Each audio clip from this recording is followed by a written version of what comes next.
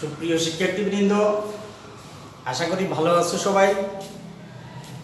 মহান সৃষ্টিকর্তার অসীম কৃপায় আমিও ভালো আছি।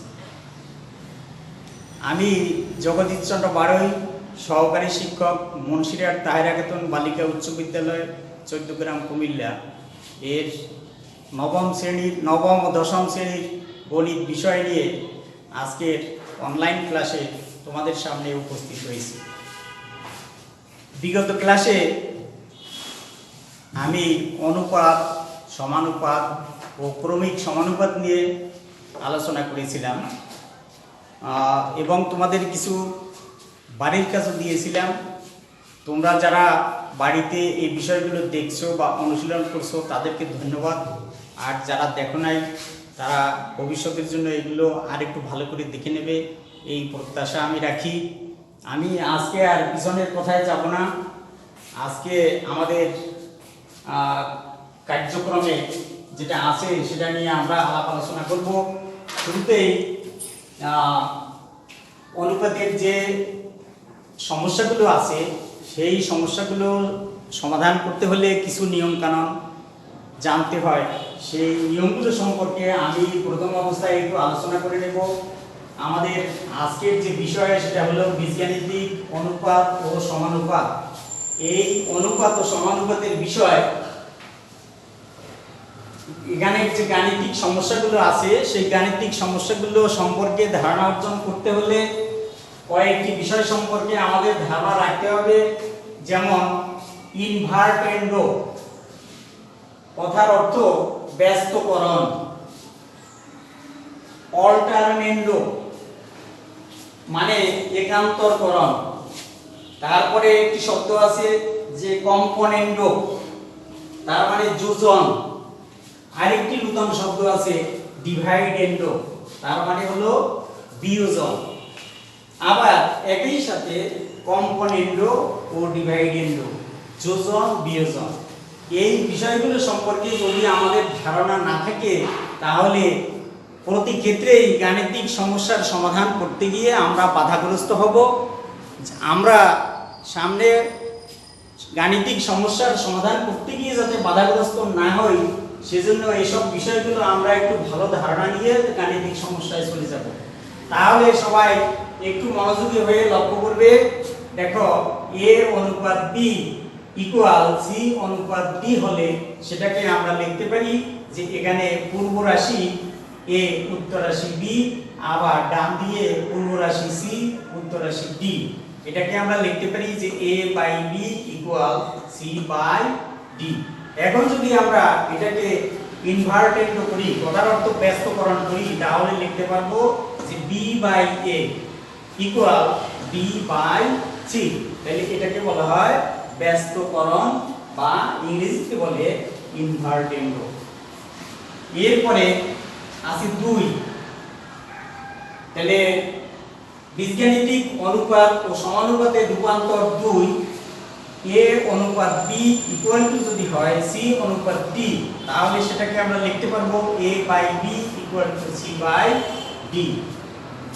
এখন এই a by b equal c by d কে যদি আমরা অল্টারনেন্ডো করি, কথার অর্থ একান্তরকরণ করি, তাহলে আমরা লিখতে পারবো যে a বাই c অর্থাৎ b এর স্থানে আসবে c, b যাবে c এর স্থানে।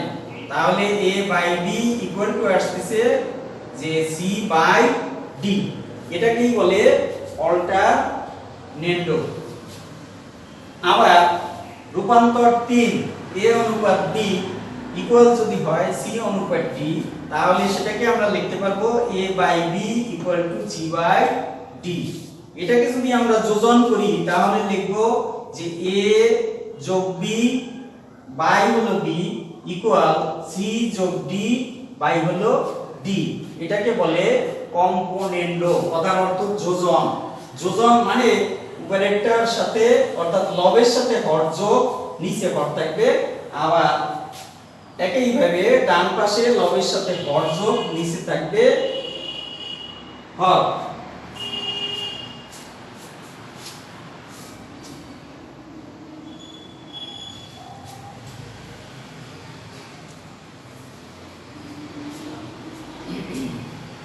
রূপান্তর 4 a অনুপাত b ইকুয়াল c অনুপাত d হলে আমরা লিখতে পারি a by b equal to c by d, বা এটাকে লিখতে পারি a minus b by b equal to c minus d by d। এটাকে বলা হয় ডিভাইডেন্ডো। শব্দের অর্থ হলো বিয়োজন, অর্থাৎ লব থেকে হর বিয়োগ বাই হর ইকুয়াল টু লব থেকে হর বিয়োগ বাই হর। তাইলে আমরা এটা পেলাম বিয়োজন। আবার রূপান্তর 5 a অনুপাত b ইকুয়াল টু c অনুপাত d হলে আমরা লিখতে পারবো a by b equal to c by d। এটাকে যদি আমরা একই সাথে যোজন বিয়োজন করি তাহলে লিখব যে a plus b by a minus b, তার মানে উপরে যোজন নিচে হবে বিয়োজন। আবার c অনুপাত c বাই d থেকে আমরা লিখতে পারবো c plus d by c minus d। এটাকে আমরা বলবো যে কম্পোনেন্ডো ডিভাইডেন্ডো। কথার অর্থ একই সাথে যোজন এবং বিয়োজন। তাহলে যোজন শব্দের অর্থ যে লবের সাথে হর যোগ থাকবে উপরে, বিয়োজন শব্দের অর্থ হলো লব থেকে হর বিয়োগ থাকবে নিচে। এই হলো আমাদের অনুপাতের কয়েকটি রূপান্তর। এই রূপান্তরের নিয়মগুলো আমাদের জানা থাকলে আমরা খুব সহজভাবে গাণিতিক সমস্যার সমাধানগুলো বুঝতে পারব।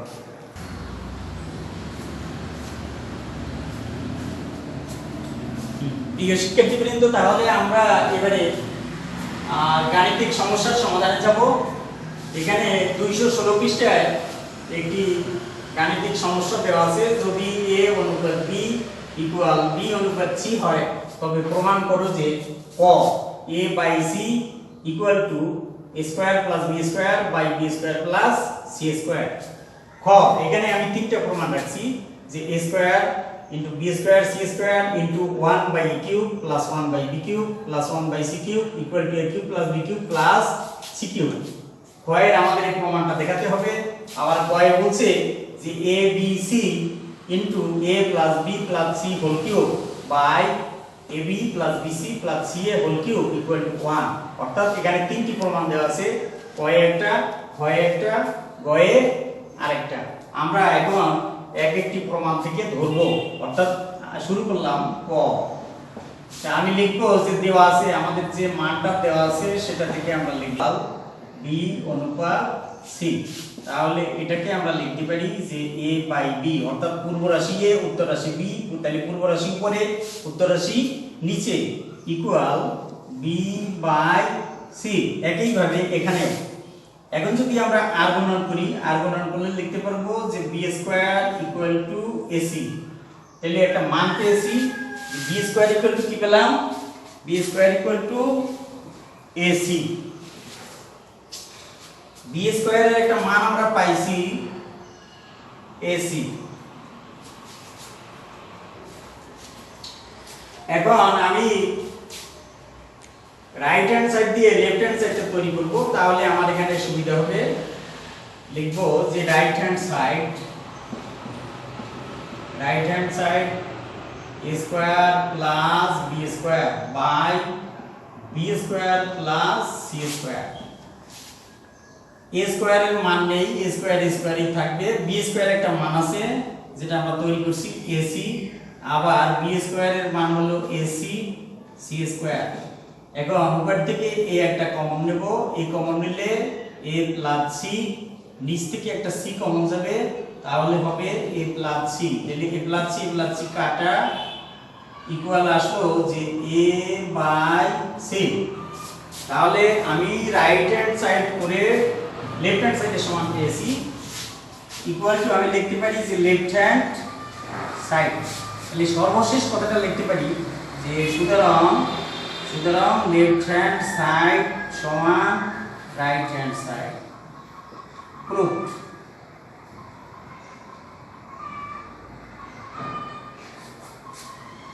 তাহলে আমাদের কয়ের প্রমাণ শেষ হয়ে গেল।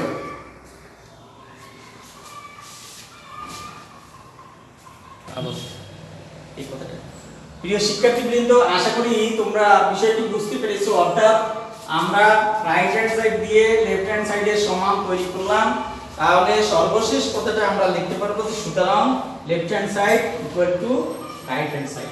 তাহলে আমাদের কয়েক সমস্যার সমাধান আমরা পেয়েছি। এবারে খ নিয়ে আলোচনা করব। এবারে খ,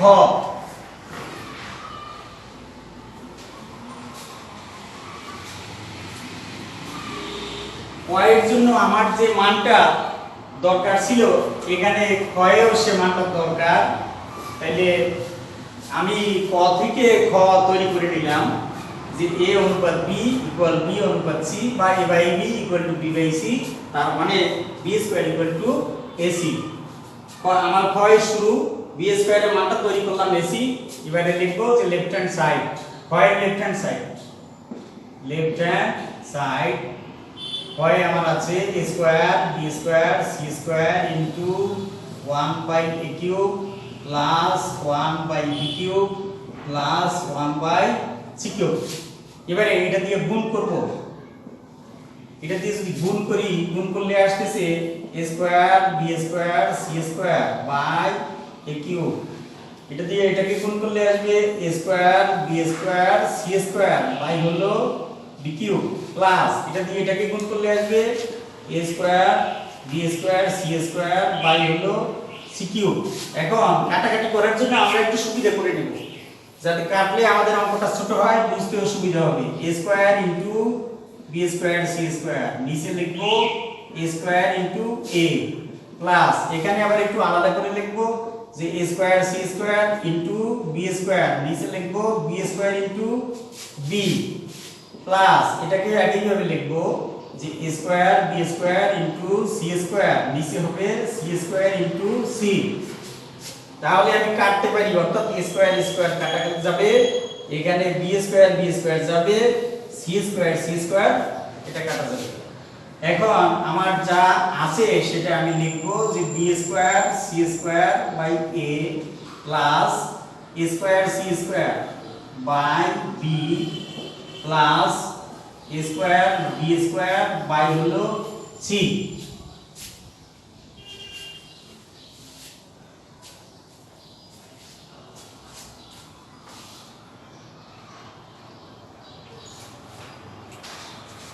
এখন b স্কয়ার একটি মান আছে, b স্কয়ারের মানটা লিখব। b স্কয়ারের মান তৈরি করছিলাম ac, অর্থাৎ এই b স্কয়ারের একটি মান আমরা পেয়েছি যে ac into c square by a plus a square c square না লিখে আমরা লিখতে পারি যে ac হোল স্কয়ার, নিচে হবে b প্লাস a স্কয়ারই থাকবে ইনটু b স্কয়ার একটা মান আছে, b স্কয়ারের মান তৈরি করছিলাম ac, সেটা বসালাম বাই c। এখন গুণ করব, এটা গুণ করলে আসছে a c কিউব, নিচে আসবে a প্লাস ac এর একটা মান আমরা তৈরি করছিলাম, ac এর মান ছিল b স্কয়ার, সেই ac এর পরিবর্তে লিখব b স্কয়ার এর হোল স্কয়ার, নিচে b আবার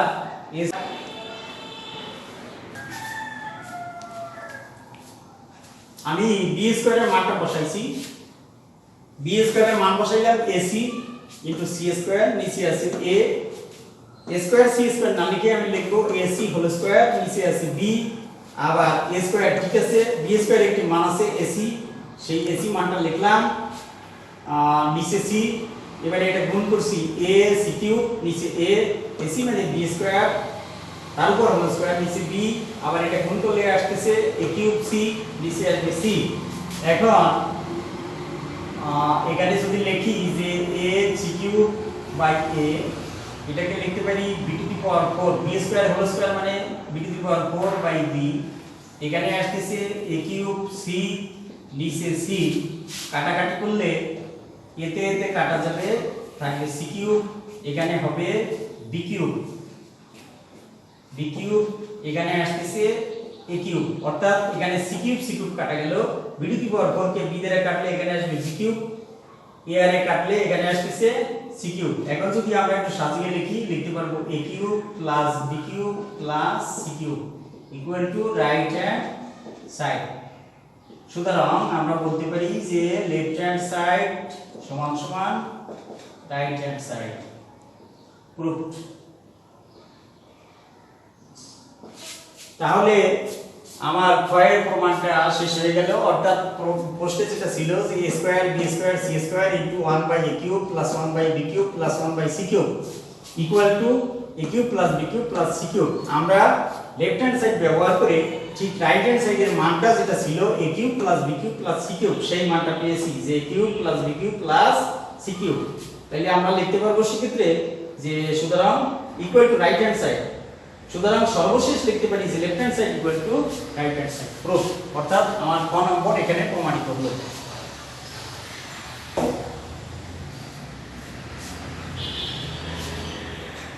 গ, যেমনি ভাবে কয়ে যে শর্তটা ব্যবহার করছি আমরা ক্ষয়ে সেই একই শর্ত ব্যবহার করছি, এখানে গয়েও সেই একই শর্ত ব্যবহার করতে হবে। অর্থাৎ ক থেকে আমি ইচ্ছা করলে সহজভাবে নিতে পারি যে ক হতে প্রাপ্ত b square equal to ac, কয়ে আমি এটা পেয়েছি b square equal to ac। এখন গয়ে যে আমার প্রমাণ যেটা আছে লেফট হ্যান্ড সাইড সেটা আমি লিখবো যে লেফট হ্যান্ড সাইডটা হলো a b c into a plus b plus c whole cube, নিচে আছে ab plus bc plus ca তার উপর হোল কিউব। এখন একটু সাজিয়ে লিখলে আমাদের সূত্রে ব্যবহার করতে সুবিধা হবে। এটাকে আমি লিখবো abc না লিখে ac ইনটু b, আবার এখানে a plus b plus c whole cube যেটা আছে তাই, আবার নিচের অংশ ab plus bc plus c এর একটা মান আছে আমার, c এর মানটা হলো b স্কয়ার, সেই মানটা বসাই দিলাম। ওই যে পদে প্রাপ্ত আমরা পেয়েছি যে b square equal to ac বা ca, তাহলে এখানে আছে ca তার পরিবর্তে লিখছি b স্কয়ার। এখন যদি এটাকে আমি গুণ করি, এটা গুণ করলে এই ac এর পরিবর্তে আবার লিখতে পারবো কি b স্কয়ার, ac এর পরিবর্তে লিখব b স্কয়ার ইনটু b, এখানে আছে a plus b plus c whole cube, নিচে হলো ab plus bc plus b square তার উপর হোল কিউব। এখন b স্কয়ার আর b গুণ করব, b স্কয়ার আর b যদি গুণ করি তাহলে আসবে b কিউব, এখানে আসছে a plus b plus c তারপর হোল কিউব, নিচ থেকে একটা b কমন যাবে, এখানে আছে ab এখানে আছে bc এখানে আছে b স্কয়ার, একটা b যদি কমন নেই b কমন নিলে এখানে আসছে a তারপরে আসছে c এরপরে আসবে b সেকেন্ড ব্র্যাকেট একটা whole cube, second bracket whole cube equal to আসে b cube plus a plus b plus c whole cube. আবার এই হোল কিউবটা নিচের হোল কিউবটাকে যদি আমি ভেঙে দেই এখানে পাবো b কিউব, এখানে পাবো a plus b plus c তার উপর হোল কিউব। দেখা যায় আমার লব যেটা আছে হর সেটা, অর্থাৎ উপরে নিচে সমান, তো উপরে নিচে সমান যদি হয় তাহলে কাটাকাটি করলে আমি পাবো কি 1, আর তাহলে রাইট হ্যান্ড সাইডের সাথে মিলে গেল, ইকুয়াল টু আমি বলতে পারি যে রাইট হ্যান্ড সাইড। সুতরাং আমি বলবো যে লেফট হ্যান্ড সাইড সমান রাইট হ্যান্ড সাইড। প্রুফ।